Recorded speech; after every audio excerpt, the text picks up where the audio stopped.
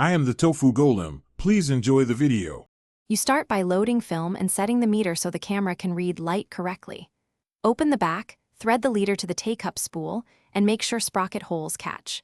Once done, close the back, wind the lever and fire the shutter until the frame counter shows 1.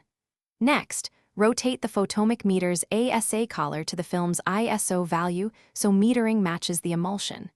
Make sure the battery is present in later models, otherwise use an external meter. Now you set exposure and focus using the Photomic meter and lens controls. Mount a Nikon F lens, align the red index, and lock it into place. Ensure the aperture ring moves freely. Once you frame your subject, focus using the focusing ring until the image in the viewfinder is sharp. Then look at the meter needle. Adjust shutter speed on the top dial and aperture on the lens until the needle centers. This combination gives correct exposure. Use faster speeds for motion and smaller apertures for deeper focus. Complete the sequence by advancing and firing reliably. After each exposure, you must wind the lever fully. That both advances film and cocks the shutter for the next frame. When shooting low light, make sure you stabilize the camera with a tripod and choose a slower shutter or wider aperture. If the Photomic meter seems off, don't panic.